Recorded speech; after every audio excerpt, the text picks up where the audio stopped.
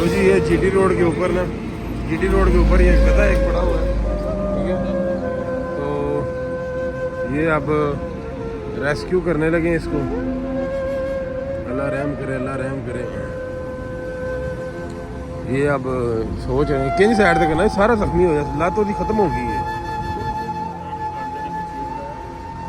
आहो मैं गड्डी वाले इशारा देना वा।